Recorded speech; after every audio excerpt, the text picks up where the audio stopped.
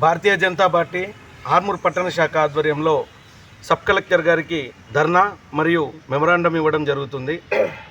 ముఖ్యంగా కాంగ్రెస్ ప్రభుత్వం గద్దెనెక్కినప్పటి నుంచి వాళ్ళు అసలు గద్దెనెక్కడానికి కూడా కారణం 6 గ్యారంటీల అమలు చేస్తాం ఖచ్చితంగా అని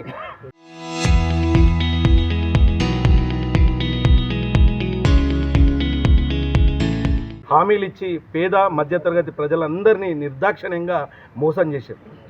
గడిల పాలన పోయింది, ఇప్పుడు దొరల పాలన వచ్చింది. గడిలు పోయిర్రు, దొరలు వచ్చారు. ఇలా పెద్ద తెలంగాణకు విముక్తి అంటూ తెలంగాణ రాష్ట్రం ఏర్పడి కూడా తెలంగాణ రాష్ట్రాన్ని మళ్ళీ తాకట్టు పెట్టే పరిస్థితికి తీసుకొచ్చిన ఘనత ఏదైతుంటే గతంలో టీఆర్ఎస్ ప్రభుత్వంది, ప్రస్తుతం వాళ్ళ తొత్తుగా మారిన కాంగ్రెస్ ప్రభుత్వాన్ని. రేవంత్ రెడ్డి అక్షరాల నాకు బెంజు తెలుసు గంజి తెలుసు అనే వట్టి ఎట్టి మాటలు చెప్పిన రేవంత్ రెడ్డి ఈరోజు బెంజుకు మాత్రమే న్యాయం చేసే పరిస్థితిలో ఉన్నారు. గంజికి మాత్రం ఎక్కడ కూడా న్యాయం చేస్తలే. గంజి ఉన్న దగ్గర కూడా గంజిని లాక్కునే పరిస్థితులు ఉన్నారు. ఏమన్నంటే అప్పులు ఉన్నాయి, రాష్ట్రంలో చేయలేని పరిస్థితులు ఉన్నామని అంటున్నారు. చెయ్యలేని అసమర్థుడు అయితే కాంగ్రెస్ గవర్నమెంట్ ఇమ్మీడియట్గా నీ రేవంత్ రెడ్డిని దించేసి మీ ప్రభుత్వాన్ని కూలదోయండి. చాతగాని చవటలైనప్పుడు మీరు ఎందుకు ప్రభుత్వాన్ని నడుపుతారు? మీరు చెప్పిన 6 గ్యారంటీలు అమలు చేయలేని చాతగాని చవటలు. ఈరోజు స్టూడెంట్స్ రేపు ప్రొద్దున ఎగ్జామ్స్ ఉన్న పరిస్థితుల్లో 8,000 కోట్ల బకాయిలను ఒక్క స్టూడెంట్ ఎస్సీ ఎస్టీ బీసీ బిడ్డలకి ఎవ్వరికి కూడా ఫీ రియంబర్స్మెంట్ ఇవ్వట్లేదు. మీరు ఎవరికి న్యాయం చేస్తారని ఒక స్టూడెంట్ కాడ నుంచి పడితే ఒక వృద్ధుడికి పెన్షన్ పెంచుతామని పెన్షన్లు ఇస్తామని చెప్పేసి అక్కడ కూడా మోసం చేసిన ఘనత ఏదైనా ఉంటే మీ దొంగ కాంగ్రెస్ ప్రభుత్వాన్ని ఉంది. బేషరతుగా ఇచ్చిన హామీలన్నీ అమలు చేసి ప్రజలకి వెంటనే న్యాయం చేయాలి. లేదనుకుంటే రానున్న రోజులలో నువ్వు రాజీనామా చేసేసి గద్దెని దిగి నాకు చాత కాదు, నేను చాతగాని చవటను దద్దమ్మనని చెప్పేసి బేషరతుగా తెలంగాణ రాష్ట్రంలో ఉన్న ప్రజలందరికీ బేషరతుగా క్షమాపణలు చెప్పాలని భారతీయ జనతా పార్టీ ఆర్మూర్ పట్టణ శాఖ తరఫున డిమాండ్ చేస్తాము. ఈరోజు భారతీయ జనతా పార్టీ ఆర్మూర్ పట్టణ శాఖ ఆధ్వర్యంలో ఆర్మూర్ సబ్ కలెక్టర్ గారికి వినతి పత్రం సమర్పించడం జరుగుతూ ఉంది.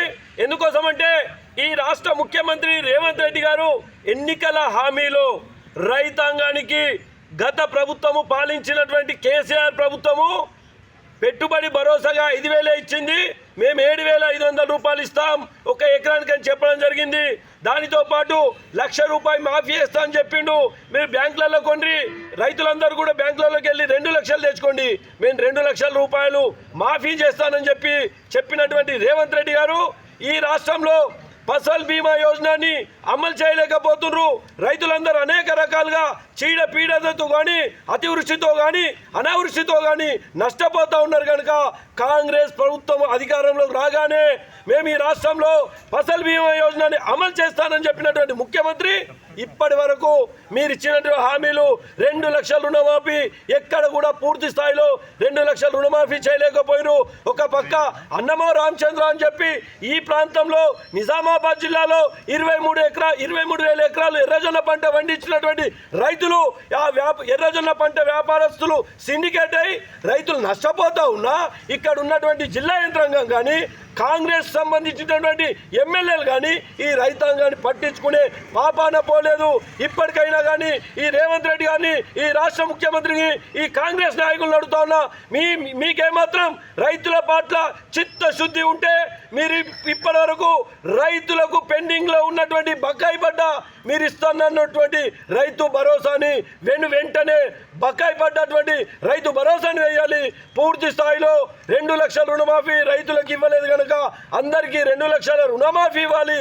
అట్లాగే ఇప్పుడున్నటువంటి ఎర్రజొన్న పంట రైతులు నష్టపోతూ ఉన్నారు కనుక రేవంత్ రెడ్డి మీరు కళ్ళు తెరిచి రైతులకు కుంటాలకు 4,500 రూపాయల చొప్పున కొనుగోలు చేసే విధంగా మీరు ప్రోత్సహించాలని చెప్పి మీరు రైతాంగానికి ఇచ్చినటువంటి హామీల్ని నెరవేర్చాలని, లేకుంటే మీ మెడల్ వంచైనా కానీ రానున్న రోజుల్లో రైతులందరూ మీకు గుణపాఠం చెప్తారని చెప్పి ఈరోజు ఆర్మూర్ సబ్ కలెక్టర్ సాక్షిగా ఈ యొక్క ముఖ్యమంత్రిని హెచ్చరిస్తా ఉన్నాం. జై జవాన్, జై కిసాన్, జై కిసాన్.